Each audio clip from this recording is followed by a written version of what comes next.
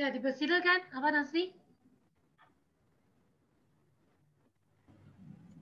Okey, bismillahirrahmanirrahim. Alhamdulillahirabbil alamin. Assalatu wassalamu ala asrafil anbiya'i wal mursalin wa ala alihi wa sahbihi ajma'in. Rabbi shrah li sadri wa yassir li amri wahlul 'uqdatam min lisani yafqahu qawli. Assalamualaikum warahmatullahi wabarakatuh dan very good morning. Pagi. Alhamdulillah. Apa khabar semua?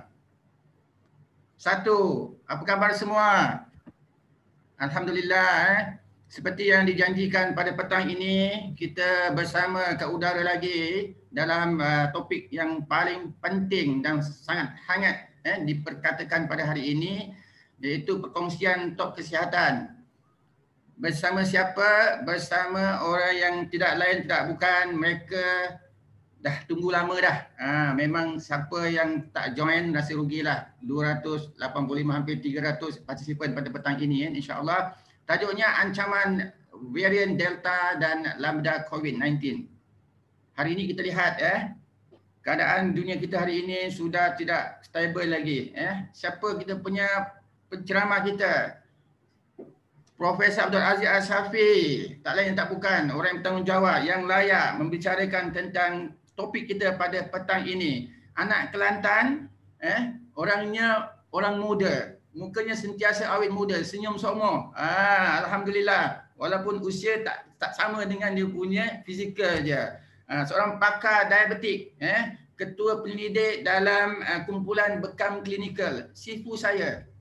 Saya juga salah seorang daripada anak murid beliau, pernah bertugas sebagai pensyarah kanan pakar perubatan masyarakat di Universiti Sains Malaysia Kubang Krian. Kini beliau telah pun bersara dan sepenuh masa menjalankan kegiatan perubatan merawat masyarakat yang dalam keadaan memerlukan perkhidmatan beliau di sebuah klinik beliau sendiri di Pasir Tumbuh, Kota Baru Kelantan, Kubang Krian. Alhamdulillah. Jadi talk about Forever ini. Siapakah beliau? Sejak 2014 hingga hari ini beliau telah pun berkecimpung dalam perniagaan Forever ini kerana apa? Niat untuk help more people, membantu mereka di luar sana dengan mengesyorkan produk ini sebagai satu alternatif perubatan. Telah pun 6 kali qualified Eagle Manager. Alhamdulillah. Tahniah Prof. Pencapaian 2 kali CBM. Ambil cek di luar negara. Alhamdulillah. F2 Drive level 3 hari ini 2020 dan complete Eagle Manager pada 2021 ini. Tahniah Prof. Alhamdulillah. Jadi pada petang ini, tanpa saya ingin membuang masa, apakah topik yang nak kita ceritakan? Hari ini kita lihat di luar sana keadaan kita hari ini.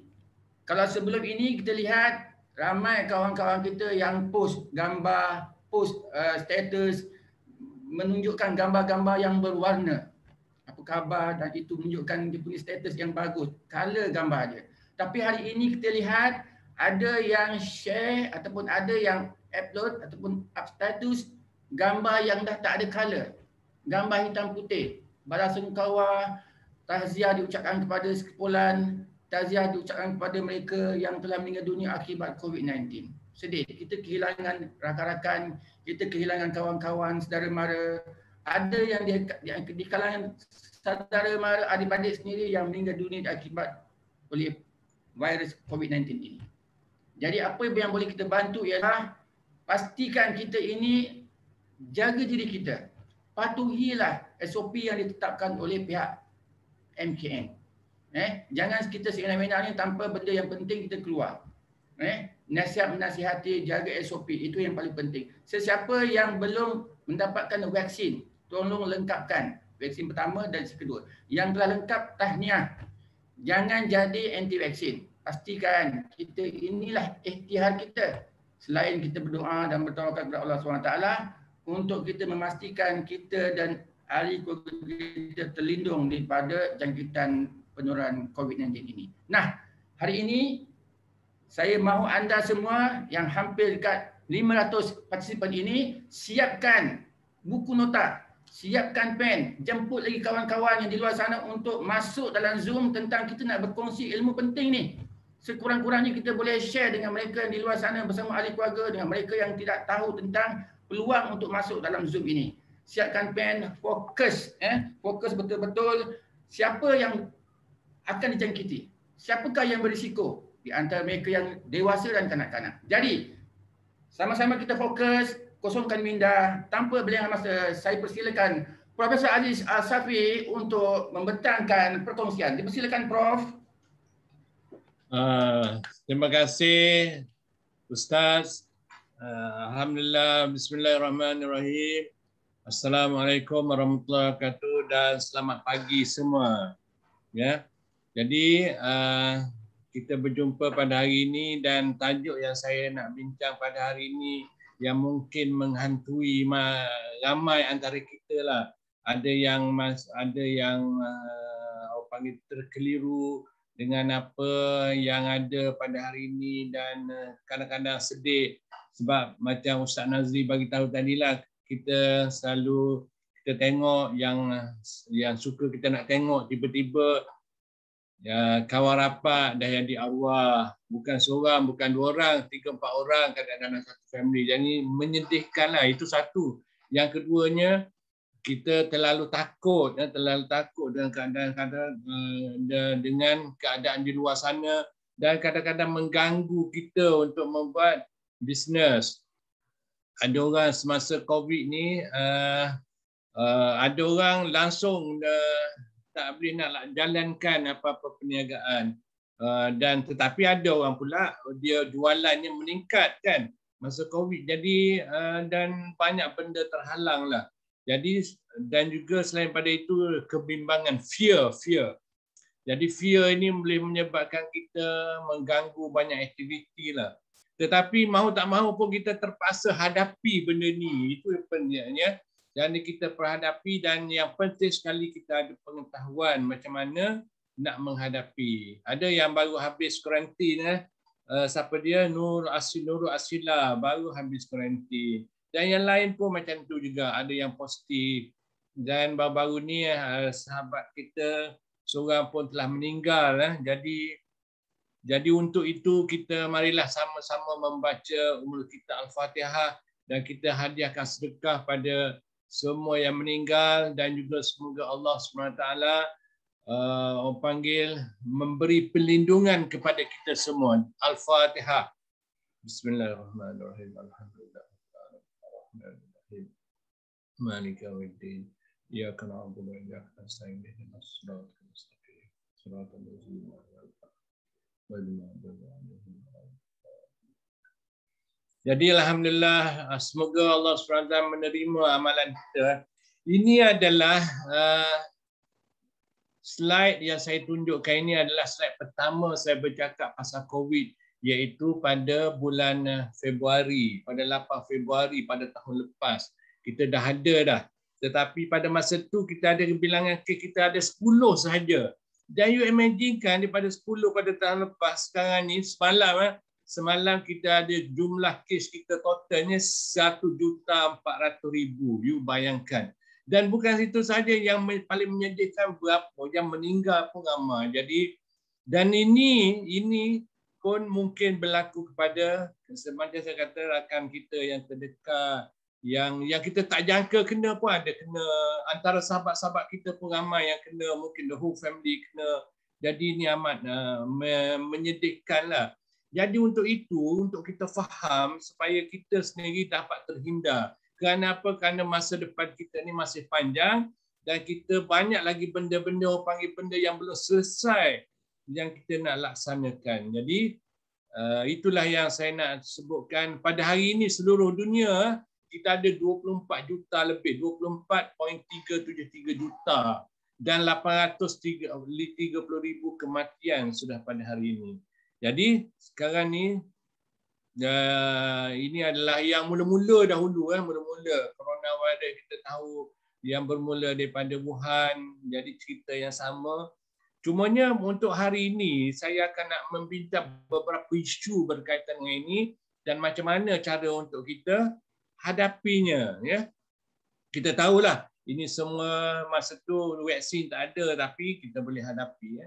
Jadi apa yang berlaku sebenarnya untuk COVID ni, apa yang berlaku ialah apabila kuman tu masuk, dia akan terus kuman ni, virus ini bila dia masuk dalam badan, dia akan terus pergi kepada paru-paru.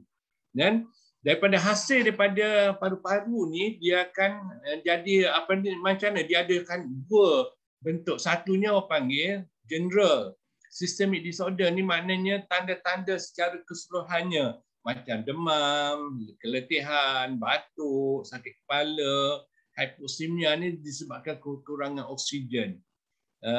Kemudian dia juga boleh menyebabkan injury ataupun kerosakan pada jantung itu sendiri. Kemudian pada paru-paru pula, tanda-tanda yang direct yang pada paru-paru ni dia panggil dia bersin, kemudian batuk, hidungnya berair, sakit tekak, sakit kerongkong. Dan yang paling orang panggil signifikannya ia dalam COVID ini adalah dia hilang deria bau ataupun kita panggil anosmia. Anosmia ni maknanya dia hilang deria bau. Jadi bila selalunya kita kalau spray perfume tu, selalu kita ada bau kan, ini tak bau langsung.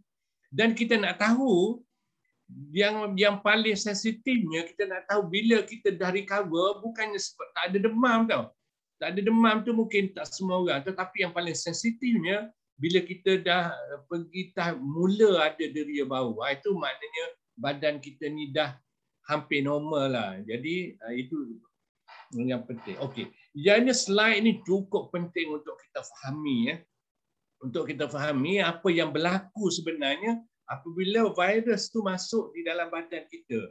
Ini dia panggil kalau nampaknya pelik lah, tapi saya terang sikit saja. Supaya kita nak faham behavior ataupun perangai virus ni. Jadi yang ni dia panggil viral, kalau tengok graf ni macam bell shape ni ya, yang ni dia panggil viral replication. Pada masa ini apabila virus ni masuk dalam badan kita, 3 hari 2 hingga 3 hari sebelum kita ada tanda apa-apa tu, virus sudah ada dalam badan. Dan inilah masa yang paling orang panggil paling genting sekali, paling berbahaya sekali. Kenapa? Kerana masa inilah dia boleh merebak. Inilah dia mula ada tanda-tanda mula ada tanda-tanda sampai hari yang ke-7, ke-8 macam tu. Dan pada masa inilah baru dia nak ada tanda-tanda, dan pada masa inilah yang sebenarnya yang dia cepat merebak. Jadi setengah orang ni apabila tak ada tanda-tanda lagi, jika ini belum ada jangkitan, selamat. Jadi dia mungkin dia tak pakai mask, mungkin dia masih lagi bersalaman, boleh berdekat-dekat, tetapi inilah dia punca cepatnya merebak kan. Jadi pada masa ini kalau kita peksa inilah dia datang positif. Yang dipanggil bell shape ni dipanggil viral replication. Pada masa inilah virus ni bila dia masuk dalam badan, dia akan cepat membiak. Dan virus ni dia membiak bukan macam haiwan membiak, dia membiak dalam dia pecah saja. Dia tak perlu ada persenyawaan. Dia daripada 1 dia pecah 2, 2 daripada 4, 4 kepada 8, 8 kepada 16. Jadi dia memang cepat membiak. Dan pembiakan ini dia tak ada benda yang boleh menyekat dia bila dia dimasuk dalam badan. Dan bila dia masuk dalam badan, pada masa inilah pentingnya masa viral replication, macam dia membiak inilah pentingnya kita ada rawatan yang kita nak bagi. Inilah masa yang paling sesuai nak bagi rawatan. Contohnya kalau kita ada ivermectin kita nak bagi, ataupun yang lain. Yang sekarang ni yang saya gunakan adalah ivermectin lah. Jadi ini masa yang terbaik untuk kita bagi. Selepas pada tu, selepas 7 hari ni dia tak ada lah, dia tak membiak dah, sebab ni dah penuh dah, dan badan kita ni mula menimbulkan apa dia panggil respon, cellular respon, humoral respon. Dan pada masa inilah kalau kita ukur, kalau kita buat test pada masa ini dia barulah ada respon dia ya. Jadi yang penting sekali untuk kita tengok ialah pada masa bila dia ni boleh merebak ini boleh merebak, dan pada masa inilah akan keluarnya tanda-tanda yang lain. Jadi apa jenis test yang kita nak tengok dan apa yang perbezaan antara test-test tersebut. Ini kita ada satu kita panggil PCR, arti reverse, maksudnya reverse transcription polymerase chain reaction, PCR. Ini yang panggil gold standard. Maknanya kalau positif ni positif lah. Dan dia ni sebab apa? Sebab dia mengukur bahan genetik daripada virus itu sendiri. Maknanya kalau dia ada, memang ada lah. Dan dia ni orang panggil dia tak ada banyak benda yang false positif. False positif itu maksudnya nampak positif tapi bukan sebab virus. Ini berlaku, dipanggil false positif ini berlaku kalau pada RTK antigen tadi. Nanti saya cerita yang ini kalau kita buat, kena buat dua-dua lah, teruk. Kena buat nasal kat hidung dan juga kat dalam tekak. Buat tu dan dia boleh ni, dia mungkin ambil masa sikit lah, 24 jam. Jadi ini dia panggil gold standard untuk diagnose COVID-19 ni. Kemudian kita ada pula dia panggil antigen, RTK-AG test. Dia panggil rapid test kit antigen. Mengapa dia panggil antigen? Sebab dia bukan mengukur genetik material. Macam PCR tadi, ni dia mengukur respon badan kita ni, respon badan kita kepada virus yang masuk. Jadi itu kita buat daripada biasanya daripada nasal swab saja dan boleh dapat tahu terus yang ni. Cumanya yang menjadi masalahnya dia banyak dipanggil false negatif dan juga false positif pun ada. Maksudnya apa? Maksudnya kalau dia ni negatif tidak bermakna dia ni negatif. Sebab ada benda-benda lain yang mempengaruhi. Dan juga false positif. Maksudnya kalau positif tidak bermaknanya sebab apa? Dia boleh positif dalam keadaan lain sebab dia mengukur antigen. Jadi badan kita ni mengeluarkan respon bukan sahaja kepada virus corona ni, virus lain pun dia keluar respon juga, tapi itu sebabnya dia akan positif juga. Jadi dia tidaklah begitu accurate. Jadi maksudnya kalau kita buat antigen RTK positif, kita kena buat confirmation test dengan PCR tadi. Kemudian dan untuk antigen ni, RTK antigen ni kita bukan sahaja boleh buat swab di hidung. Sekarang ni kita ada saliva. Maknanya kita guna air liur kita pun boleh. Itu boleh buat sendiri, boleh dibeli dekat klinik ke, kat farmasi ke untuk saliva. Itu boleh juga. Itu kita buat sendiri lah. Kita ambil air liur kita ludah dalam bekas dia tu dan kita buat test ni macam kita buat test untuk ujian mengandung lah. Jadi bila nampak 2 bar tu, ini positif. Itu boleh buat sendiri. Jadi itu panggil kalau kita nak tahulah kalau kita ni dah ada close contact, kita dah ada positif. Jadi kita risau, kita ni ada ke tak ada. Beli saja tu boleh buat sendiri test kit ni. Kalau positif lah. Jadi boleh ambil itu kan.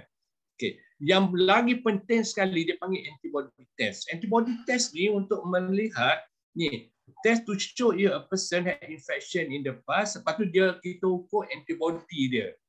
Jadi ini untuk antibody test ni dia kena ambil darah. Ambil darah, periksa. Ini you pernah kena ke tidak? Ataupun kita nak tahu kalau kita dah kena COVID, kita nak tahu kita punya antibody ni tinggi ke tidak. Kita boleh guna ni, ambil darah dia, periksa hantar ke makmal. Dan ini juga kita boleh cek antibody ni kalau kita ambil vaksin. Kita nak tahu vaksin yang kita ambil ni berkesan ke tidak. Sebab kita tengok ramai juga yang ambil vaksin, tetapi ramai juga walaupun dah ambil vaksin yang pertama dah, dos pertama dah buat, dos kedua dah buat. Tengok-tengok kena lagi jangkitan. Pasal apa? Sebab walaupun ambil vaksin tetapi tindak balasnya tak kuat. Maksudnya dia tidak protektif. Dia tidak mencegah sepenuhnya. Kenapa? Kerana antibody dia memang rendah. Kita tengok. Jadi ini adalah orang panggil untuk test sama ada. Dan biasanya kalau kita test antibody ni, kalau kita kena jangkitan, maknanya kita pernah positif dahulu, kita periksa. Ini dia akan kebacaan antibody dia boleh naik sampai 5,000, 6,000 bacaan dia. Kalau setakat ambil suntikan vaksin saja mungkin ada 200, 300. Memang maksudnya apa? Walaupun ambil vaksin, cuma respon dia 200, 300 saja. Tidak cukup kuat untuk menghalang jangkitan akan datang. Jadi jangan tuan-tuan rasa kebal walaupun dah ambil suntik vaksin. Itu adalah sebahagian saja. Yang betul-betul orang panggil yang betul-betul betul-betul protektif, yang betul-betul memberi orang panggil pertahanan yang lebih kuat adalah daripada jangkitan asli daripada COVID itu sendiri. Dia boleh naik sampai 5,000, 6,000. Jadi dan antibody reaction ni dia bergantung pada pemakanan kita. Berapa banyak antioksidan yang kita ambil, berapa banyak vitamin C yang kita ambil. Jadi ini menentukan tindak balas badan kita. Jadi sama ada kita nak tengok orang teruk. COVID ni dia ada 5 kategori ya. Kategori 1, 2.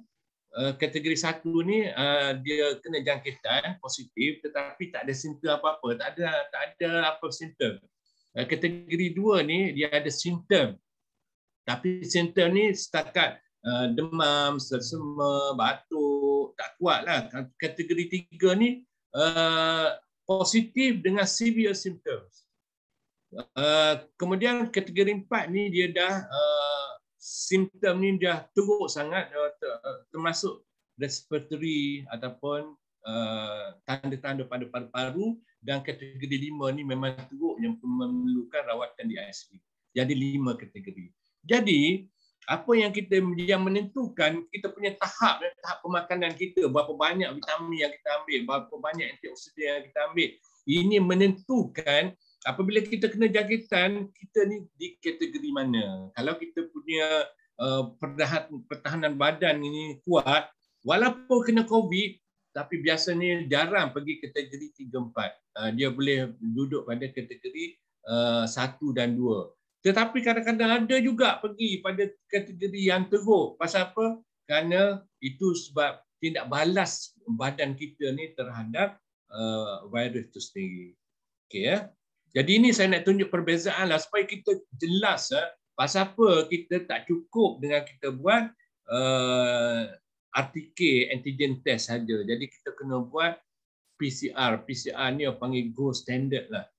Dan lebih penting lagi kalau kita nak tahu kita ni betul-betul kebal ke tidak selepas kena jangkitan ataupun sudah ambil vaksin, kita buatlah serologi test ni. Kita ambil darah. Yang ni boleh darah boleh tahu sendiri. Dan biasanya kita telah cuba, kita buat, kita nak banding orang yang ambil vaksin dah tamat 1 dan 2. Ini sebabnya saya cerita ni sebab dia ada hubungan dengan apa yang kita nak cerita pasal lambda dan delta nanti ya. Jadi walaupun kita dah ambil vaksin 1 dan 2, tetapi bila kita ukur ni serologi test ni, kita ukur dia punya antibody-nya tak tinggi. Sebenarnya tak tinggi. Dalam kategori 200-300 je. Di mana 200-300 tu bila-bila akan kena jangkitan tu. Jadi kita kena tanam dalam kepala kita, jangan rasa selesa lah walaupun kita dah ambil. Itu adalah orang panggil langkah pertama. Daripada tak ada apa-apa, okey baiklah ambil. Tetapi jangan rasa selesa, jangan rasa kebal. Kita boleh pergi mana-mana kita nak dan kita telah lupa SOP itu. Jadi ini cukup penting. Jadi rupanya kita dah buat test, rupanya orang dah ambil vaksin walaupun vaksin 1 komplit, 2 komplit, dan sekarang ni nak tambah yang ketiga pula. Ada setengah orang ni dia dah ambil dah. Dia ambil Pfizer, yang pertama Pfizer, yang kedua pun Pfizer. Kemudian dia pergi ambil lagi dos yang ketiga, pergi yang 3 apa-apalah yang 3 pun, tetapi dia punya tindak balas antibody ni tak kuat. Ya, tak kuat untuk makluman tuan-tuan, itu tak kuat dan 200-300 saja. Tetapi kita cek orang yang dah kena jangkitan COVID ni dia boleh naik sampai 5,000, 6,000 bacaan dia. Macam serologi tu. Memang orang panggil alhamdulillah maknanya kuat. Jadi risiko nak kena jangkitan kali kedua, ketiga tu memang cukup rendah. Jadi tu betul-betul kata bal. Ini adalah perbezaan tu yang saya nak sebut. Okey, satu isu yang ramai di kalangan ahli-ahli kita, kawan-kawan tanya long COVID. Maksudnya apa? Maksudnya apabila dia dah kena COVID tu, tetapi kesannya berpanjangan tau, berpanjangan. Orang yang macam mana ni? Pasal apa setengah orang ni berpanjangan kesan dia sampai sebulan tu tak hilang lagi. Dia jadi lemau badan, lenguh, sakit tu dah saya akan tunjukkan nanti slide yang berikutnya. apa tanda-tanda ataupun apa kesan panggil long COVID ini tadi. Dan biasanya berlaku pada orang yang sudah berumur. Lelaki lebih ramai daripada wanita yang kita. Non-white tu maksudnya orang yang kalau di US dia panggil non-white lah, di US ke juga Europe ke, kalau macam kita ni sama saja kan. Orang yang kurang upaya. Kenapa? Kerana badan imuniti dia sebenarnya yang ke-4, 5, 6, 7 semua tu ada masalah orang yang ada berpenyakit. Dan orang berpenyakit ni dia banyak makan ubat satu. Kenapa? Ubat yang dia makan, bahan kimia yang dia masuk dalam badan dia ni menyebabkan imuniti dia rendah. Menyebabkan pertahanan badan semula jadi ni rendah. Bila rendah tu dia tindak balas badan dia ni tidak kuat. Jadi itu sebabnya dia berlakulah long COVID pada dia. Jadi apakah dia tanda-tanda ataupun organ-organ mana? Jadi yang berlakunya sebab bila status pemakanan seseorang itu tak kuat, tak cukup pertahanan badan dia, itulah yang menyebabkan dia jadi long COVID. Dan kesan daripada jangkitan virus ni, dia bukanlah sahaja pergi pada paru-paru. Kalau yang COVID dia serang paru-paru saja kan. Tetapi bila pertahanan badan kita ni lemah, rendah, kita tak pernah ambil vitamin sebab apa, kita rasa dah cukup lah dengan makanan yang kita makan. Kita tak pernah ambil suplemen yang lain yang diperlukan oleh badan. Banyak mineral tak cukup. Jadi pada keadaan macam ni, kumban tu tadi, virus tadi bukan sahaja menyerang paru-paru, tetapi dia pergi serang organ-organ lain. Contoh dia pergi pada otak, brain. Ini menyebabkan tanda-tanda dia panggil brain fog. Brain fog ni dia panggil kita ni bercelaru lah. Kita lemah, malas nak buat kerja, tak bermaya. Delirium ni macam orang panggil meracau, letih badan. Kemudian tidur, sleep disturbances ni maksudnya tidur pun tak lena, tak boleh nak tidur, jadi insomnia. Dan yang lagi teruknya ialah panggil depression ataupun dan kemurungan yang berpanjangan, anxiety, rasa takut, tak tentu pasal. Kemudian yang lebih teruk lagi disebabkan oleh depression tadi, berpanjangan, kemurungan dan panjangan, akhirnya dia akan bunuh diri. Ini yang na'udzubillah lah, kita minta jauhkan ini daripada berlaku. Dan kita kena, kalau ada kalangan ahli keluarga kita yang ada depres, kemurungan berlaku, punca daripada long COVID ini, inilah kita kena cepat-cepat bertindak. Kemudian dia juga boleh menyerang jantung. Jadi apa yang berlaku pada jantung ialah apa yang berlaku pada jantung, dia ada tanda-tanda dipanggil chest pain, macam orang kena serangan jantung tu. Jadi chest pain, sakit dada, myocardial inflammation ni adalah keradangan pada jantung tu sendiri. Dan apabila kita periksa darah, memang betul dia punya troponin tu meningkat. Troponin ni adalah orang panggil tanda-tanda seseorang itu mengidap serangan jantung disebabkan oleh virus tadi, dan dia akan berlaku palpitation, iaitu kita panggil nadi dia ni laju lebih pada 120 kadang-kadang. Memang laju gila.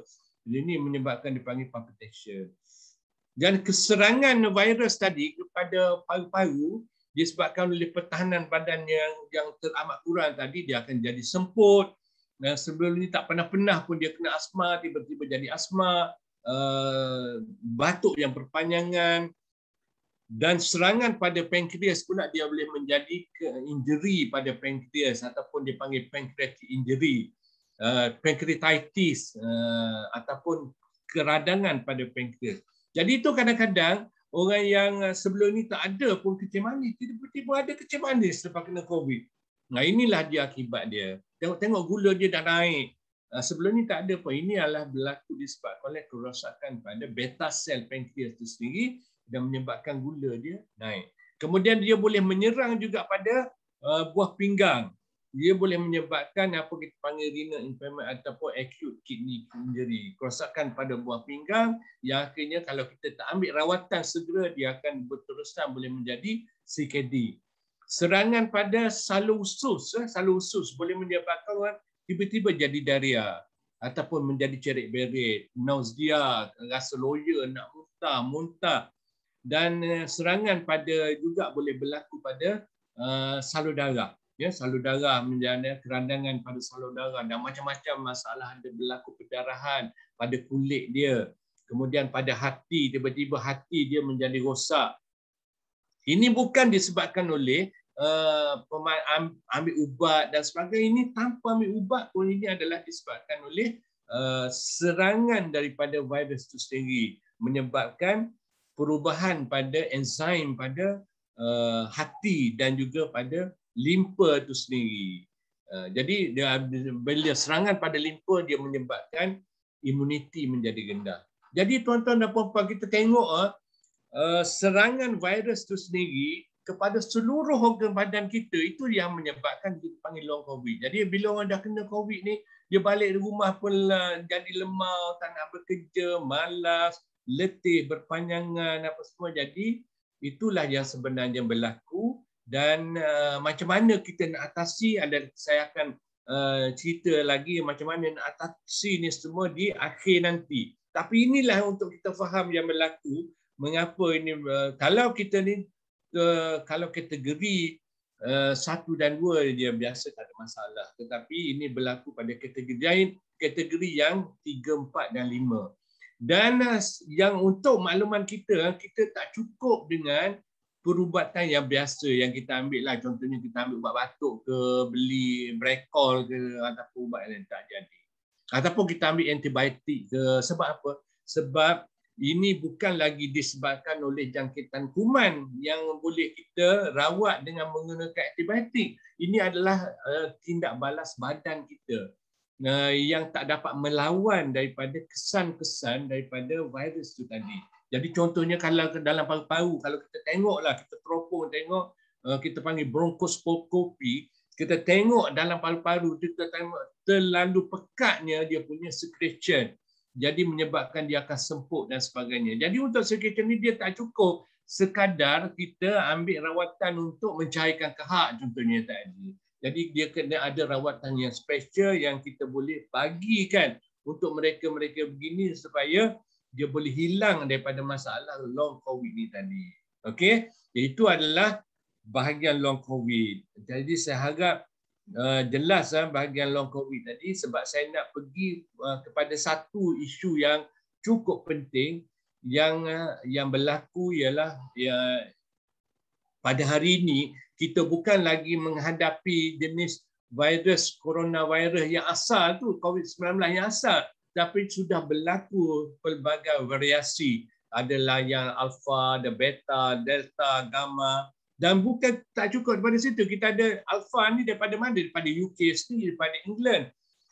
Kemudian kita ada beta ni daripada Afrika Selatan. Delta ni daripada India. Ramai yang anak-anak saudara mara kita daripada India datang sini, dan dia bukan saja datang, dia bawa juga dia variasi virus delta ni daripada India, gamma daripada Brazil. Kemudian kita ada lagi virus yang sudah ada di negara lain. Contohnya Theta daripada Filipina, Eta daripada Nigeria, Kappa juga daripada India, Zeta daripada Brazil, Epsilon, Lota, Lambda, banyak macam ni. Jadi kalau nak kira, banyak lagi kita ada varian-varian lain. Pasal apa benda ni berlaku sebenarnya? Ini adalah tabiat daripada virus itu sendiri. Kita tengok ni. Sebelum tu kita tengok pasal apa kita risau sangat pada varian-varian ni. Delta ke ataupun Lambda ke kan? Sebab dia ni boleh merebak lagi cepat. Kalau original coronavirus COVID-19 yang original yang daripada Wuhan tu, daripada seorang dia boleh merebak kepada 3 orang sahaja. Mana dia tak cepat sangatlah merebak. Tetapi varian Delta ni daripada seorang dia boleh merebak kepada 7 orang lain. Yang Lambda ni lagi ramai kepada 23 orang. Jadi itulah yang merisaukan. Dan juga yang lagi merisaukan ialah sebenarnya varian-varian ini dia datang dalam bentuk yang berbeza, simptom-simptom yang berbeza. Contohnya kan Delta ni tengok dia sakit kepala yang berpanjangan dan teramat sakit, macam nak pecah kepala. Kalau yang dulu, yang virus yang dulu tak adalah sakit kepala kuat sangat, biasa-biasa. Ini memang sakit betul. Sakit kepala sampai rasa nak pecah kepala dia tu. Kemudian dia hidungnya tersumbat langsung, tak boleh bernafas, sakit tekak dan dia ada cerit berit. Kalau yang pertama dahulu yang biasa dulu tak ada pun cerit berit. Ni sebab apa? Sebab dia terus menyerang pada organ. Dia panggil multi organ failure. Dan bila dia serang, dia organ tadi terus jadi fail terus. Kalau serang buah pinggang terus fail dan mungkin akan mengakibatkan kena buat dialisis tu. Dia ada muntah, sakit otot, senang badan dan sebagainya. Itu adalah varian Delta. Yang Lambda lagi teruk daripada itu. Dan bila belum habis lagi Delta ni tadi, kemudian Lambda pun dah datang pula. Dan Lambda sekarang ni bukan saja di Malaysia, tetapi sudah ada pada 25 negara.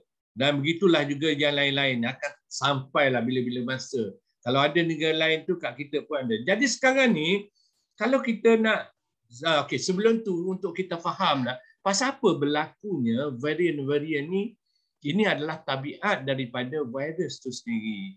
Virus ni dia terdiri daripada amino acid genetik. Ni dia panggil banyaklah.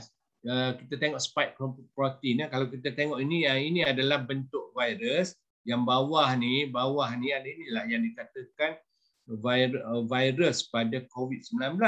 Jadi dia ada dipanggil spike protein. Kalau kita tengok spike protein ni, keadaan dia macam inilah spike protein dia. Jadi varian ni, virus ni benda hidup. Walaupun dia punya struktur ni berbeza daripada manusia, tapi dia memang hidup.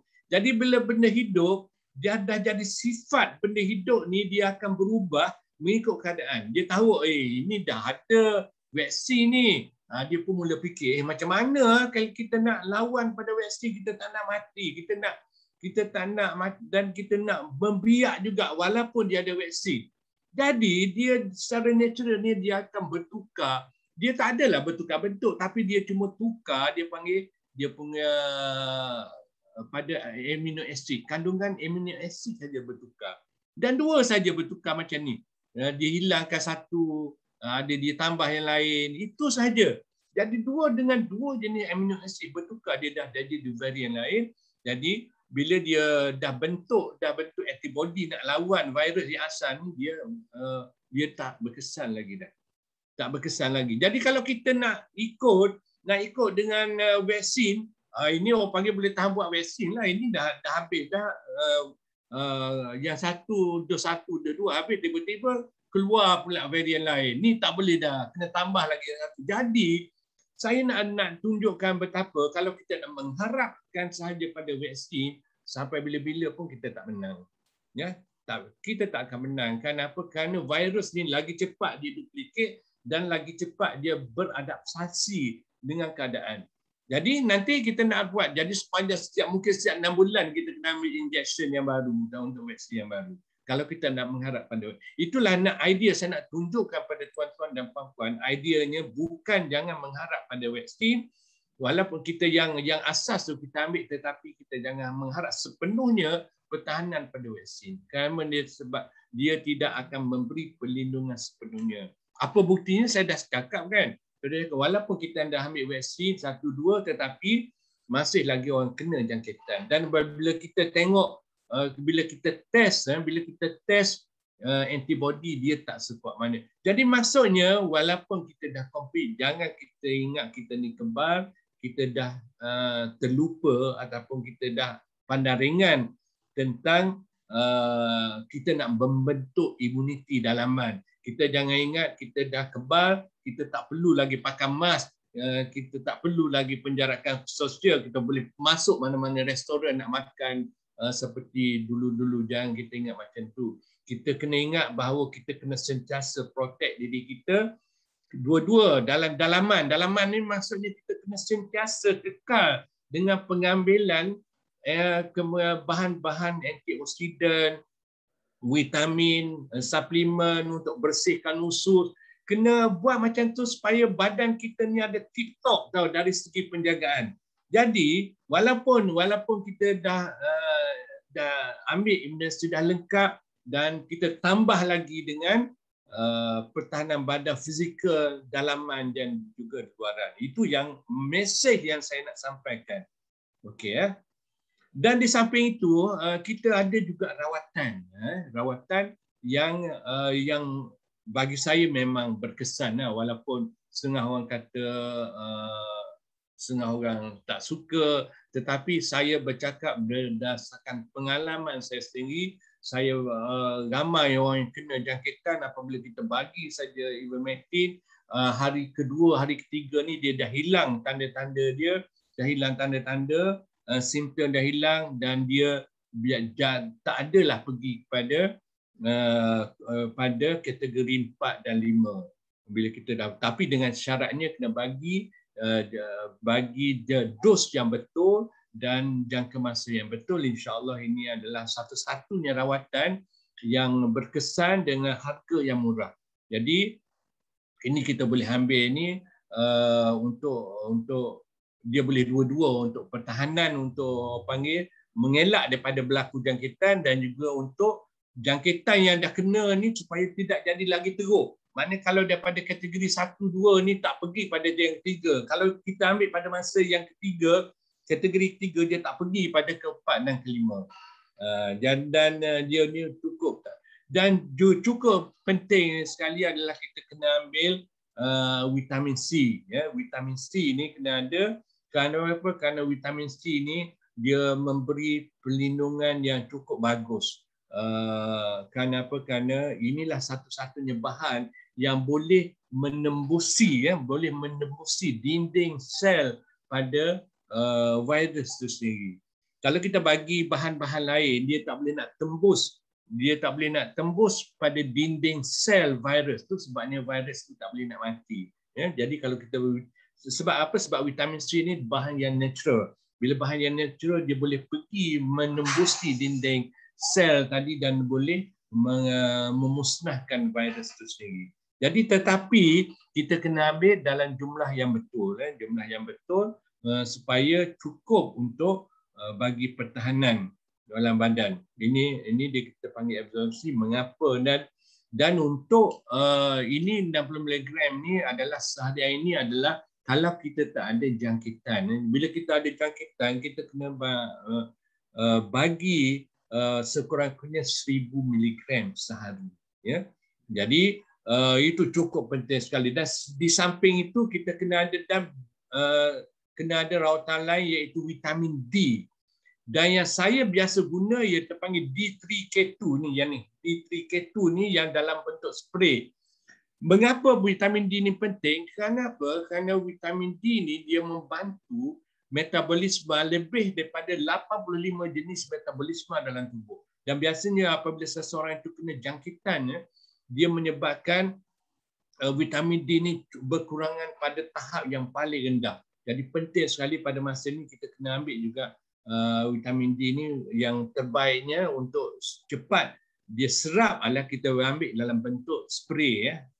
Paling kurangnya kita kena 10,000 IU, 10,000 IU sehari.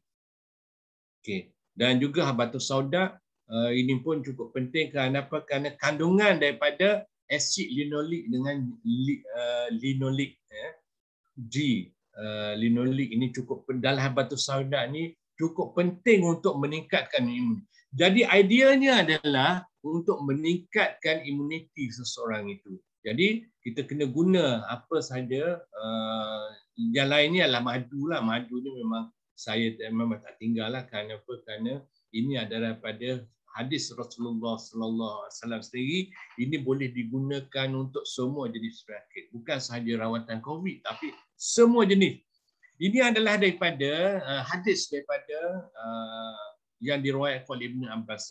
Ibnu Abbas meriwayatkan bahawa Rasulullah Sallallahu Alaihi Wasallam bersabda, penjebahan terdapat dalam 3 perkara, iaitu seteguk madu, berbekan dan bersih panas, tetapi aku melarang umatku menggunakan bersih panas. Jadi tuan-tuan dan puan-puan, ini adalah sesuatu yang amat penting untuk kita faham. Untuk kita menggunakan madu yang asli. Kita kena ingat bahawa di luar sana 85% daripada madu yang ada dalam pasaran ini adalah madu yang tidak asli. Maknanya campur dengan gula lah, campur dengan lain. Itu sebabnya kita ambil dia tak menjadi ubat. Yang pentingnya kita ambil yang ada kualiti yang asli. Jadi ini memang saya guna boleh katakan untuk semua sekali lah. Dan selain pada itu adalah yang sekali dengan itu kita guna juga propolis. Kita juga propolis detail. Ini propolis kita guna dan juga yang terbaiknya kita tingkatkan metabolisme kita ni di dalam badan kita. Dengan yang pertama kita nak membersihkan usus, membersihkan usus juga dengan menggunakan aloe vera gel. Madu saya dah ceritakan tadi untuk keseimbangan nutrien dia, dan kemudian kita kena meningkatkan imuniti. Yang terbaiknya adalah menggunakan selain daripada absorbency saya dah sebutkan tadi, adalah menggunakan pomastin ataupun pomegranate dan juga mangosteen. Kenapa pomegranate dan mangosteen? Kerana dia merupakan antioksidan yang paling tinggi dan paling baik sekali. Okay. Selain daripada itu, saya nak cerita lagi tentang apa kita panggil isu-isu yang ada pada hari ini. Yang pertama sekali diet lah. Sebelum saya cerita pada lambda dan juga sebelum tu kita ada satu lagi topik. Saya dah cerita tadi kan lambda. Saya nak cerita satu lagi isu yang ramai orang tanya adalah diet. Macam mana kita nak pentingnya diet ni kita ubah sedikit dietnya. Jadi semasa seseorang itu kena COVID, saya selalu menasihatkan supaya jangan mengambil makanan-makanan yang pro-inflammatory. Pro-inflammatory ni maksudnya pada masa kita kena COVID, kan keadaan badan kita ni sudah ada inflammation, sudah ada berlaku keradangan. Jadi berlaku keradangan pada badan kita yang dalam, dan dia ni keradangan ni berlaku bukan saja pada paru-paru tetapi seluruh organ. Jadi pemakanan kita pun jangan ada pemakanan yang menyebabkan keradangan tu lagi teruk. Jadi macam mana cara dia? Ini adalah yang saya nak kongsikan apa yang di-showkan dan diamalkan oleh kawan saya ni, iaitu Dr. Biswarup Chaudhry ni daripada India. Dia merawat lebih pada 1,000 orang yang kena COVID, dan dia rawat yang utama sekali ialah dengan menukar pemakanan dia. Nah ini dia yang dia punya, yang dia kongsikan, kena ambil citrus fruit. Nanti saya akan ceritalah yang lain-lain. Citrus fruit ni daripada jus buah-buahan citrus, iaitu seperti lemon, limau nipis, orange, semua tu dibuatkan jus. Dan yang terbaiknya adalah dengan menggunakan slow juicer. Bukan kompres macam tu saja, tapi slow juicer. Maksudnya kita dapat jus yang betul daripada buah-buahan tadi. Dan amount yang perlu diambil tu kena banyak lah. Contohnya kalau untuk hari pertama, untuk breakfast tu kena ada 6 gelas tau, 6 gelas. Tetapi kalau berat badan dia tu lebih lagi, kena tambah lagi. Cara nak kiranya macam mana? Kan nak kiranya adalah berat badan dia tu berat badan dia ni bahagi dengan 10. Contohnya kata berat badan dia 60 kg, bagi dengan 10 maknanya 6 gelas sehari. Kalau berat badan dia tu 80 kg, 80 bagi 10 maknanya 8 gelas kena ambil. Ya. Jadi berat badan bagi dengan 10 untuk hari pertama, hari kedua, hari ketiga, hari keempat. Itu dia umum. Jadi banyak, 6 gelas citrus fruit untuk breakfast, untuk lunch, untuk tengah hari dia kena ambil coconut ataupun kelapa muda. Air dan juga dia punya kelapa itu sendiri 6 gelas juga, dan malamnya ada kena ambil daripada tomato dengan cucumber. Jadi dan sebenarnya saya cuba nak amalkan dan nak bagi kepada kawan-kawan, memang bukan senang ya nak dapat 6 gelas 6 gelas citrus fruit tu, mana kena belilah dalam jumlah. Tetapi nak dapat air kelapa 6 gelas sehari ni bukan senang. Ya. Dan jadi apa yang perlu kita buat? Jadi konklusinya ialah seperti yang saya kata tadilah, kita kena ambil bahan-bahan, kalau tak dapat yang asli macam yang dah disediakan, itulah yang kita nak gantikan dengan aloe vera gel dengan pomestine tadi. Ya, okey. Itu dari segi dos. Okey. Kemudian saya nak cerita sikit lagi ialah berkenaan dengan okey. Tadi diet semasa COVID, kemudian saya nak cerita sikit daripada vaksin selepas jangkitan COVID. Itu penting sekali saya nak tunjukkan. Ini dia. Ini kan graf ni saya dah tunjuk. Maksudnya apa? Maksud apabila seseorang itu dah kena COVID, apa yang berlaku ialah badan dia ni telah mengeluarkan antibody. Antibody ni dia tahan lama antibody ni. Dan bila antibody ni dah ada dalam badan begitu lama, jadi ini akan menghalang daripada jangkitan seterusnya. Jadi maksudnya badan dia ni dah ada membentuk antibody yang asli, ya. Antibody yang asli yang lagi tinggi sebenarnya hasilnya daripada antibody yang dikeluarkan selepas ambil suntikan vaksin tadi. Ya, kalau kita ukurlah, saya dah cakap tadi kan kita boleh ukur kan. Kalau kita ukur hasil daripada jangkitan tadi antibody ni, kita boleh ukur, dia boleh pergi pada nilai bacaan dia sampai 5,000, 6,000, 7,000 nilai dia.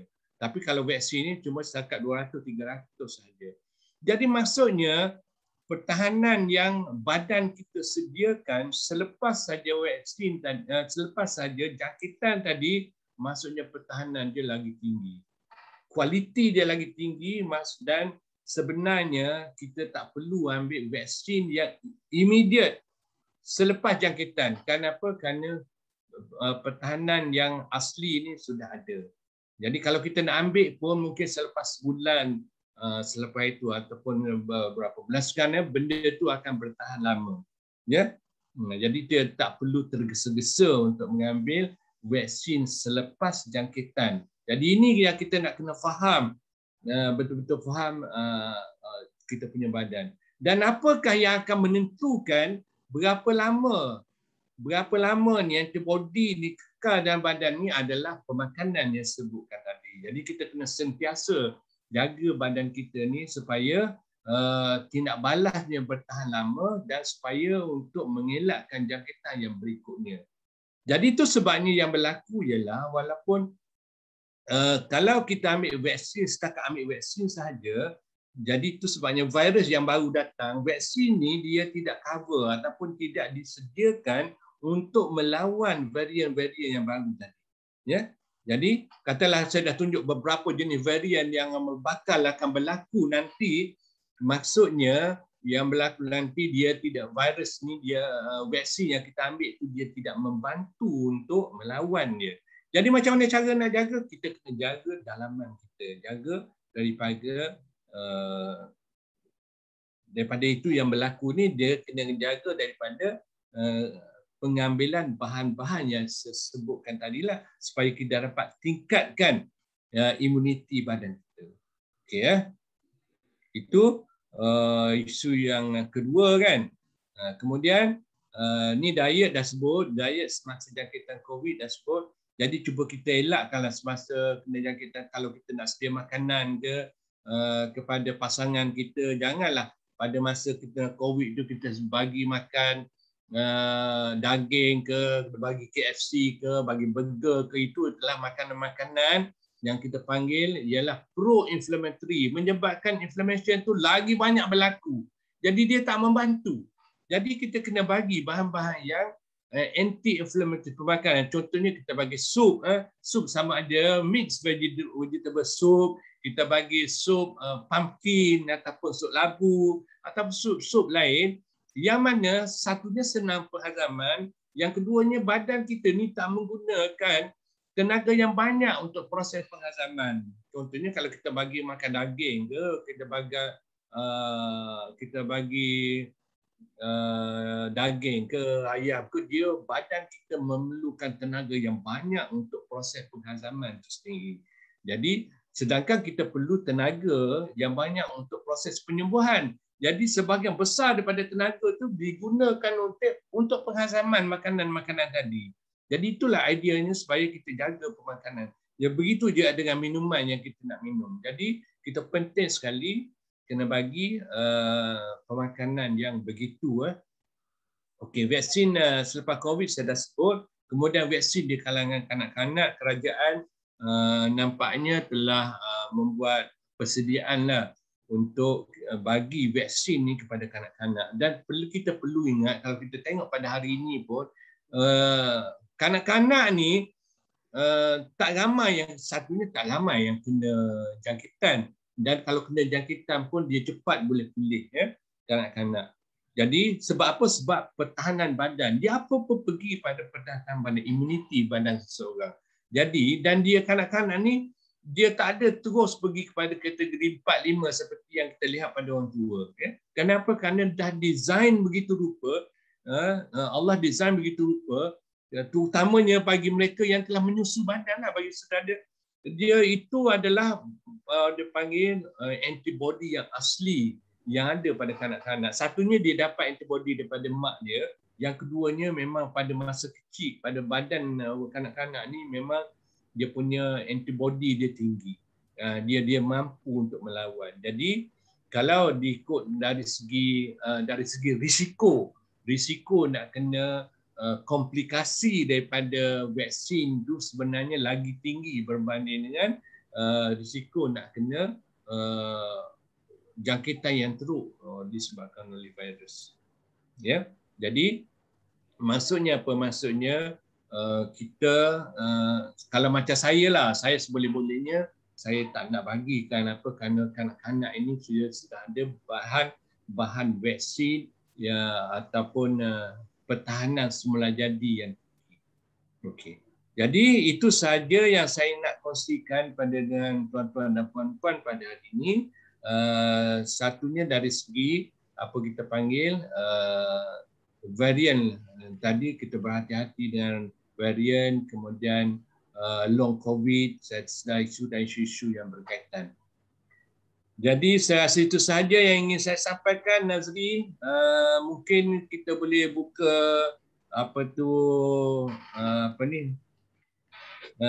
masa, kita rasa ada masa sedikit lah untuk kita buka nak respon pada ada orang lain nak tanya ke macam mana, Nazri? Okey, terima kasih Profesor Aziz. InsyaAllah kita buka untuk 3 soalan lah kepada Prof untuk yang bertanya tadi. Yang pertama tadi ada yang kita punya partisipan tanya tentang Pfizer, Prof. Apa beza Pfizer, Sinovac dengan vaksin-vaksin yang lain? Okey, virus okey ni mRNA virus safe. Okey, dia kata tulis sini the mRNA in vaccine is safe. Can please explain the impact of mRNA towards our cell nucleus and the synthesis of spike protein by our own body? What should be taken to drastically reduce the vaccine effect on the body? Okey. Kalau boleh saya kongsi di sini jenis-jenis vaksin kalau saya dapat. Saya ada sini, saya nak tunjukkan apa beza. Okey, secara umumnya vaksin ni kita ada RNA vaksin, itu dia panggil daripada RNA. Kita ada lagi live attenuated vaksin dan juga itulah yang biasa. Jadi apa yang berlaku ialah ada setengah-setengah orang apabila dibagi vaksin, tindak balas badan dia ni dia panggil dia menimbulkan reaksi yang berlawanan daripada biasa. Kenapa? Kerana biasanya berlaku dia panggil overreaction daripada badan. Jadi itu sebabnya kita tengok disebabkan oleh spike vaksin yang banyak, dia boleh menyebabkan tindak balasnya, spike proteinnya boleh menyebabkan berlakunya penyumbatan pada salur darah. Dan pada salur darah ni berlaku dia pada semua tempat dalam badan dia. Jadi kalau dia benda ni sumbatan ni berlaku pada salur darah kat jantung, dia akan jadi masalah jantung. Kalau kat kepala boleh menyebabkan stroke dan seterusnya lah. Dan itu sebabnya ramai orang yang ambil vaksin terutamanya pada kanak-kanak lah. Pada kanak dia berlaku reaksi ini menyebabkan oleh berlaku sumbatan disebabkan oleh spike protein ni sumbatan pada salur darah. Boleh menyebabkan berlaku inflammation pada salur darah dan boleh menyebabkan kematian. Ini banyaklah yang sudah direport daripada negara-negara. Bukan maksud saya supaya kita jangan ambil vaksin, tetapi maksudnya kita kena berhati-hati dan kita kena sentiasa tingkatkan imuniti dalaman kita. Okey, ini daripada Assalamualaikum bro, saya nak bertanya, sebelum kena COVID tak ada kencing manis, tapi setelah kena COVID ada kencing manis. Ini saya dah sebutkan tadi kan. Ini adalah kesan daripada ini kita panggil long COVID, kesan dia kepada pankreas menyebabkan inflammation pada pankreas. Bila inflammation pada pankreas, beta sel pankreas tu rosak, dia tak boleh nak mengeluarkan insulin. Insulin yang natural dan akhirnya kena diabetes. Okey, lagi apa dia lagi? Ini ivermectin boleh ke diambil? Ini daripada Farisa Ismail. Ivermectin boleh ke diambil bagi kami yang belum dijangkiti virus? Boleh diambil. Jadi ivermectin ni boleh diambil sebelum ambil virus, sebelum ambil vaksin, selepas ambil vaksin. Yang terbaiknya adalah dia digunakan untuk prevention, untuk mencegah daripada berlaku. Jadi pengambilan dia berbeza daripada sebelum kena jangkitan. Kalau untuk pencegahan ambil 1 biji setiap minggu sahaja selama 6 minggu. Tetapi apabila dah positif, bila dah kena, dia kena ambil, kalau dia positif dengan simptom, ada simptom, dia kena ambil 2 biji setiap hari selama 6 hari. Dan selepas 6 hari itu dia perlu ambilnya setiap minggu lah. Setiap minggu selama 12 minggu. Tetapi kalau dia ni positif dan dengan simptom yang teruk, dia kena ambil 2 biji. Barulah dia 2 biji setiap hari selama 6 hari. Jadi barulah dia boleh. Dan biasa pengalaman saya, bila kita bagi macam tu, hari yang ketiga ni, dia dah hilang dah tanda dia punya symptoms tu. Dah hilang symptoms. Kerana apa? Kerana dia menghalang replication. Virus ni tadi daripada replicate, daripada membiak. Dia halang daripada membiak. Jadi maknanya pada hari ketiga tu dah hilang dah tanda-tanda dia. Okey, lagi apa lagi kata? Ni daripada Rachel Lim. Bagi seorang yang test positif COVID, bilakah virus dia tidak akan menjangkiti? Dia tak akan menjangkiti selepas hari ke-11. Hari ke-11 tu dia tak berjangkit dah. Bahkan sebenarnya kalau tengok graf yang saya tunjukkan tadi lagi awal, pada hari ke-7 tu dia dah hilang dah. Tengok curve dia mula merebaknya 3 hari sebelum 2 hari 3 hari sebelum dia ada tanda-tanda itu dah mula merebak. Dan inilah biasa orang tak tahu. Dia dah mula merebak dan pada hari ke-7 tu dia tak replicate lagi dah. Pada hari ke-11 tu dia tak merebak. Dia maksudnya dia tidak berbahaya pada orang lain. Ya, dia tidak menjangkiti pada hari ke-11 tu dia dah tak ada dah. Cumanya kalau kita test dia masih lagi positif. Kenapa? Kerana kita test tu bukan kita test virus tu sendiri, tapi kita testnya adalah antigen daripada virus tu sendiri. Memang dia masih ada lagi. Walaupun virus dah tak ada pun, kesan daripada virus tu masih lagi ada dalam badan. Itu sebabnya walaupun dia tak berjangkit dah, tetapi test positif lagi. Janganlah depres. Ya, walaupun positif tetapi tidak bermaknanya dia ni boleh berjangkit pada orang lain. Dia tak ada dah. Dia orang panggil dah, boleh kata dah selamat lah daripada menjangkiti orang lain. Jadi itulah selamat. Tak perlu lagi dia duduk dalam ward sampai 14 hari. Ya, mungkin dalam hari ke-11 tu dia sekarang ni dia lagi awal lagi sebenarnya. Dan sebenarnya kalau saya lah, kalau ikut saya lebih suka orang positif ni duduk di rumah dan ambil rawatan di rumah.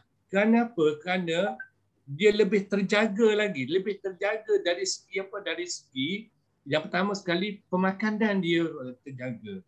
Ya. Sebab apa? Sebab kalau pergi ke pusat-pusat kuarantin dan sebagainya macam-macam. Orang tak bagi, ini tak boleh ambil, ini tak boleh ambil. Jadi macam mana badan dia nak cepat pulih, kan? Sedangkan dia perlu benda-benda macam tu, antioksidan yang banyak, kan, zat yang banyak dalam bentuk minuman, kan? Jadi kalau pergi pusat kuarantin ini tak boleh, ini tak boleh, ini tak boleh. Jadi macam mana badan dia nak membina imuniti? Kan? Jadi nasib baiklah boleh survive tu, alhamdulillah nasib baik. Dan jadi biasanya orang jadi lagi teruk bukan disebabkan oleh virus tu sendiri, tetapi disebabkan oleh support system dalam badan dia tu dah tak ada dah. Dahlah dia ni letih, lemah kan badan. Tak ada siapa nak kisah dia. Ni ni nak minum ni, kena minum ni hari ni kan.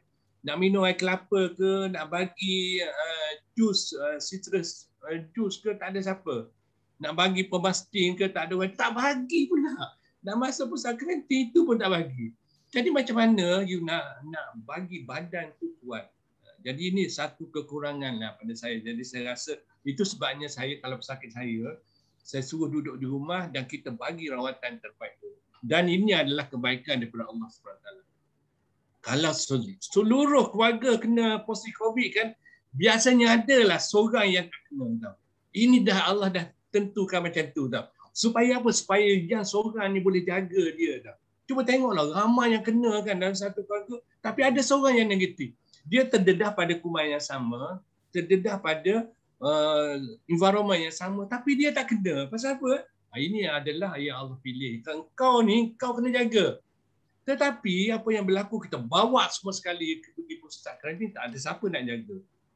Sehingga sampai dia mati pun tak ada siapa nak tengok. Tak ada siapa nak bagi bantuan. Itu amat sedih sekali. Dan itu sebabnya kalau saya tahu kawan-kawan yang kena apa semua, yang pertama saya kata, you duduk rumah, kita bagi rawatan juga. Dan kita kawan-kawan akan bantu. Hantar makanan.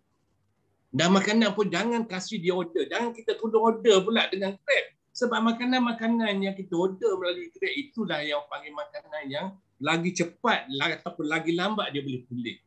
Dia tak boleh nak pulih dengan makanan-makanan macam tu. Kita kena bagi banyak sup, kena bagi banyak salad, kena bagi banyak makanan segar, buah-buahan segar dan sebagainya. Dan inilah masanya kita nak bagi orang panggil nak bank dia ni dengan semua jenis vitamin, semua jenis pemakanan yang bagus untuk membantu untuk meningkatkan imuniti kita. Jadi seboleh-boleh duduk di rumah, rawat di rumah, dan alhamdulillah lah sekarang ni saya bagi macam tu, alhamdulillah. Mereka ni kalau ada pada kategori 2, kategori 3, dia tak pergi pada kategori 4, tak pergi pada kategori 5. Yang menjadi masalahnya adalah pada masa dia kena pada kategori 3 ke 2 ke 3 ni, kita buat tak tahu je. Sebab apa? Sebab kitalah pemikiran kita ni terlalu panggil prejudis tau. Terlalu prejudis dengan natural medicine. Terlalu prejudis. Jadi sepatutnya kita makan suplemen vitamin C, kita bagi banyak. 1000 miligram dia tahu, 1000 miligram vitamin C kita bagi, vitamin D lagi kita bagi. Tak cukup dengan tu kita bagi zinc lagi. Dengan sebab apa? Sebab inilah bahan-bahan yang diperlukan oleh badan apabila imuniti dia rendah.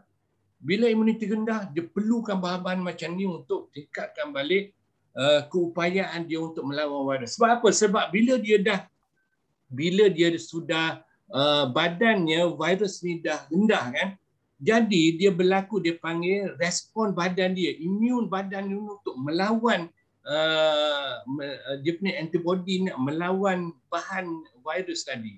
Jadi ni apa yang membantu dia? Yang membantu adalah makanan-makanan dan juga kandungan-kandungan sel yang normal tadi. Okey.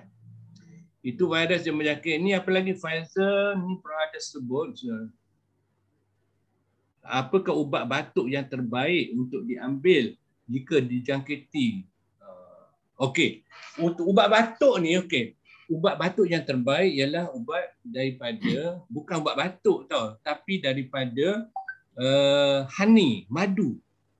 Madu tadi, madu kena madu. Saya panggil fanatik lah dengan madu forever. Saya tak boleh nak cakap madu yang lain tau. Sebab itulah yang saya guna sudah beberapa tahun pun saya guna yang tu, dan saya dapati masa COVID ni pun kita kena guna yang tu. Dan apa yang kita kena buat ialah kita, kalau dia kena batuk berpanjangan, ambil madu tadi campur dengan lemon.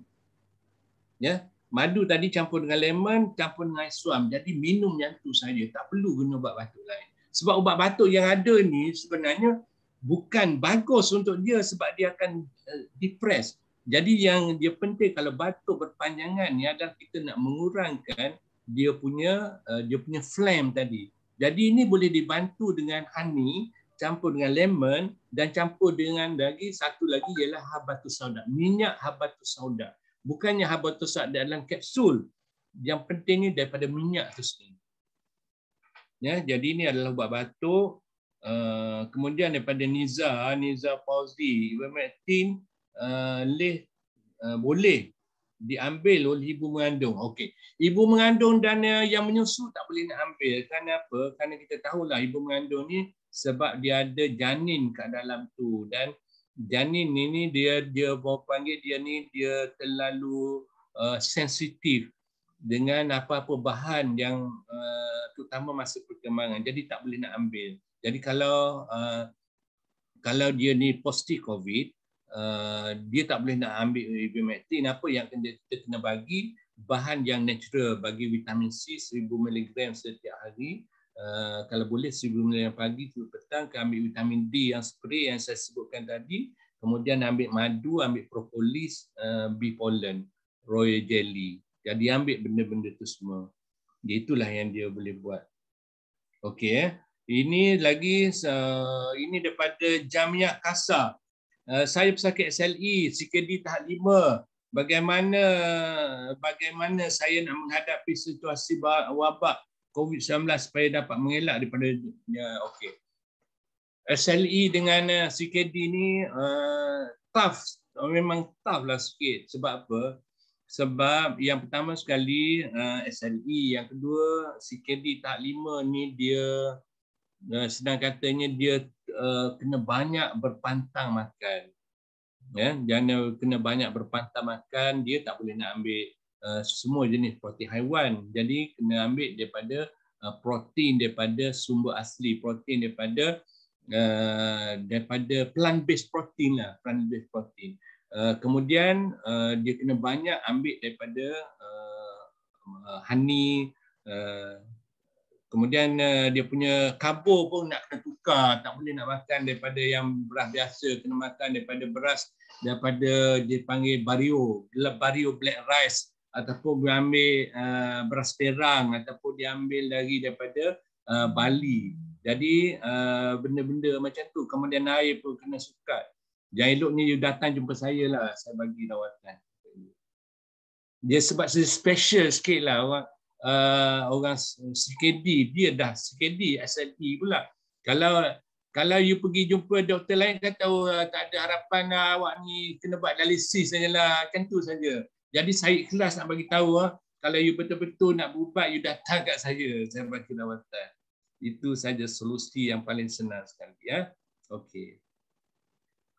Okey, ini daripada Yuki. Lepas saya diterima vaksin first dose, saya tak ada tenaga, sangat nak tidur, makan. Itu kesan daripada, sebab apa? Apabila seorang tu kena dibagi vaksin, dia punya imuniti badannya rendah dulu sebelum dia boleh sebelum dia membentuk antibody. Jadi rendah. Jadi itu jadi rendah. Jadi macam mana caranya? Jadi kalau suplemen ni saya nak sebutnya, dia kena ambil macam yang healthy triangle yang saya sebutkan tadi lah. Yang pertama sekali nak kena bersihkan usus, guna aloe vera gel, kemudian guna madu, kena guna Arctic Sea, kena guna Permastrin. Yang penting sekali nak bagi tenaga ialah kena guna Atralite. Kena ambil Atralite 1 skop saja sebelah pagi, dan honey jangan lupa. Jadi itu saya rasa boleh. Kalau buat macam tu, insya-Allah lah dapat selamat. Ini daripada Rosdan ya. Rosdan Aunihami. Anak saya ada masalah kesihatan kronik. Apa penjagaan Islam untuk dia? Perlu vaksin atau konsisten suplemen? Sebab dia tak ada makan ubat sakit jantung. Apa ubat apa? HPTL. Hospital. Okey, jadi dia katanya dia sakit kronik lah. Tak tahu sakit apanya. Okey, jadi yang risiko tinggi lah, saya boleh sebutkan memang risiko tinggi untuk terkena jangkitan ataupun nak kena komplikasi daripada vaksin itu sendiri. Jadi ini nak kena tengoklah dia punya kalau dia ni tak ada masalah autoimun, dia boleh dibagi vaksin, tak ada masalah. Cumanya nak kena periksa betul-betul lah apa masalah yang sebenar ya. Okey, ini daripada Umi Arisa. Ini apa dia cakap ni, saya dan suami sudah selesai 2 dos suntikan vaksin. Alhamdulillah kami hanya mengalami gejala ringan, iaitu mengantuk saja. Mungkin saya dan suami amalkan produk Forever. Itu memang betul lah. Okey, ini lagi apa dia, daripada Campbell Choi. Ivermectin belum diluluskan lagi oleh KKM. Kalau ambil kena sendiri tanggung side effect. Masih dalam clinical test. Bulan September baru ada result. Atau ada kesan positif untuk merawat COVID. Jadi sebenarnya ini sesuatu yang isu yang kontroversial lah.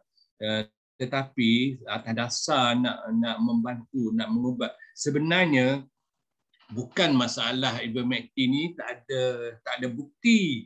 Kita sahaja buktinya dah berlambak seluruh dunia sebenarnya.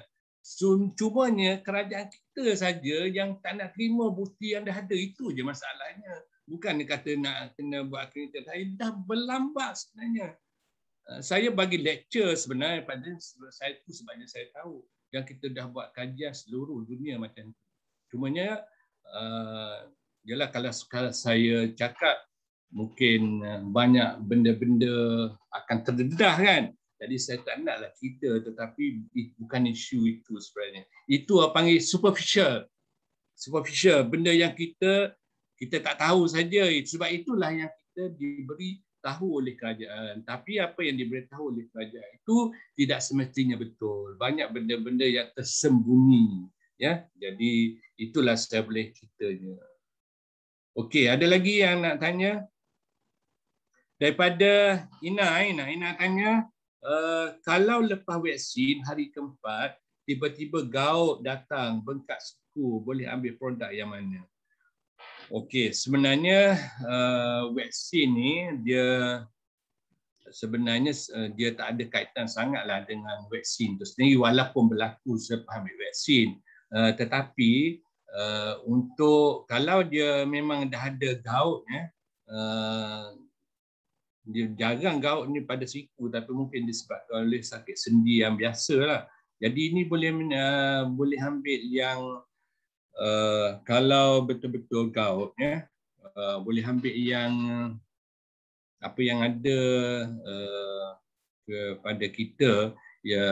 Kalau macam saya suka guna produk saya sendiri, iaitu kita guna virus yang bagus untuk gout dan bagus untuk sendi, yang bahan yang natural. Jadi biasanya saya guna itulah. Okey. Lagi hari Okeylah, saya rasa itu sajalah beberapa perkara yang nak. Ini daripada Eka tanya, kenapa lepas vaksin dos 1 Pfizer badan saya mengalami keradangan keluaran. Jadi setengah-setengah orangnya tindak balas pada vaksin ni dia berbeza, ya.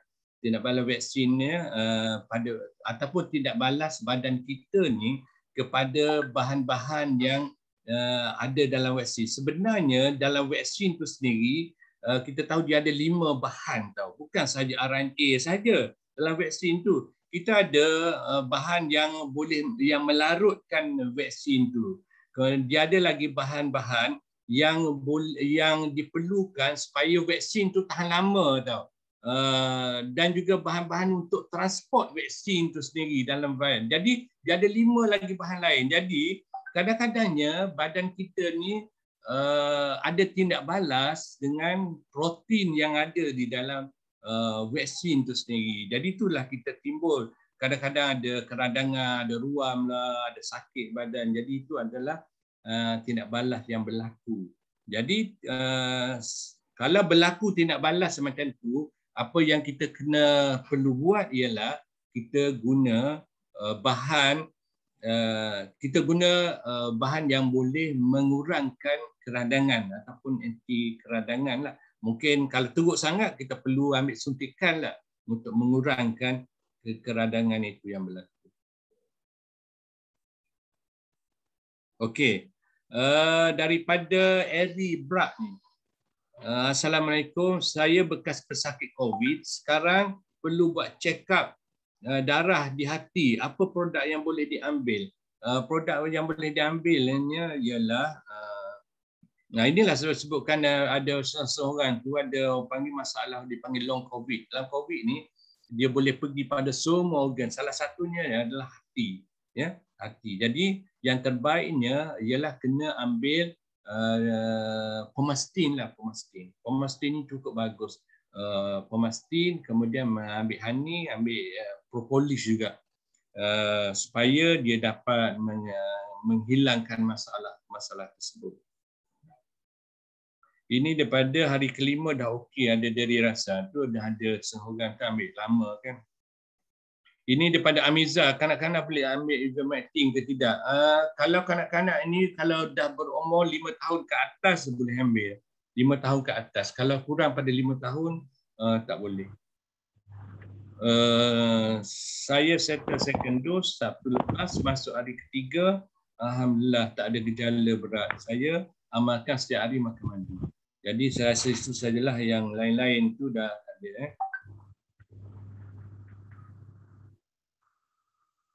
Okey.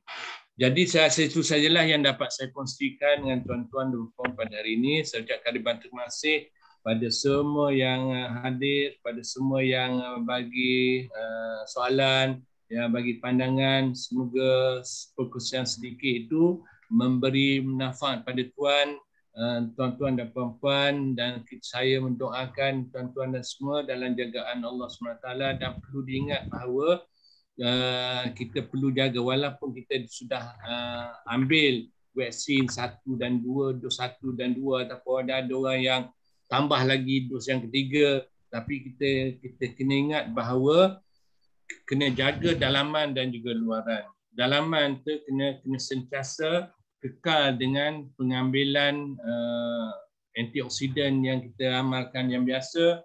Yang luaran pula kena pakai mask, kurangkan pertemuan dengan orang luar, penjarakan sosial seperti biasa, dan juga kena mengharapkan kepada Allah SWT. Dan kita kena ingat, walaupun kita dah jaga, dah ambil semua sekali tu, semua suplemen kita ambil, kita ikut SOP, dan kadang-kadang kita masih lagi kena virus, dan kita ingat bahawa Allah SWT dia boleh bagi pada orang yang dia nak bagi. You jaga macam mana pun, kalau dia nak bagi, dia bagi juga.